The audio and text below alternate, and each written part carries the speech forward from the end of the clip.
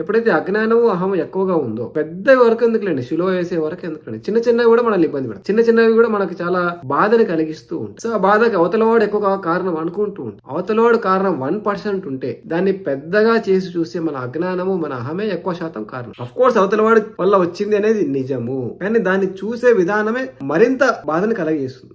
గోరంతను కొండంత చేస్తుంది బాధని, మనకు అహము అజ్ఞానం ఉంటే. అదే అహము అజ్ఞానం మనం తగ్గించుకున్నాం అనుకోండి, కొద్దిగా జ్ఞానం ద్వారా ప్రతి సిచ్యువేషన్ ని చూడడం మొదలు పెడితే ఇందులో నేనేమైనా మార్చుకోవాల్సి ఉందా, ఇంకా నేనేమైనా మార్చుకోవాల్సి ఉందా అనే ఆలోచనతో మనం ట్రై చేస్తాం. అలా కాదు, ప్రతిదానికి అవతలవాడే తప్పు, అవతలవాడే మొత్తం తప్పులు చేస్తున్నాడు, నేనేమి తప్పు చేయను, చాలా మంచివాడిని, చాలా కరెక్ట్, చాలా మంచిదాన్ని, ఇలా మనం తెలియకుండానే మంచివాడు మంచివాడిని అనే ఒక అహంతో కూడా జీవిస్తూ ఉంటాం. అంటే నిజంగా ఒక్కొక్కసారి కొన్ని మిస్టేక్స్ మన సైడ్ కూడా ఉంటాయి, అవి మనం అసలు వెరిఫై చేసుకోం.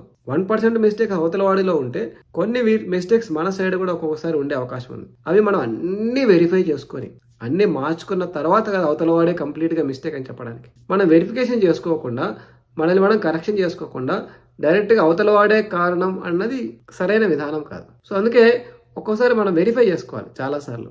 అయినా అవతల వాడే కారణం అనుకోండి, మనం సరైన దారిలో ఉంటే కొద్ది రోజులకి అవతల వాడు ఆటోమేటిక్గా వెళ్ళిపోతారు. ఎందుకంటే మన వైబ్రేషన్స్ అట్ హైయర్ లెవెల్లో ఉన్నాయి. మన హైయర్ లెవెల్ వైబ్రేషన్స్ లో ఉన్నప్పుడు లోయర్ లెవెల్ వ్యక్తులు మన దగ్గర ఎక్కువ కాలం ఉండరు, ఆటోమేటిక్ గా దూరం అవుతారు.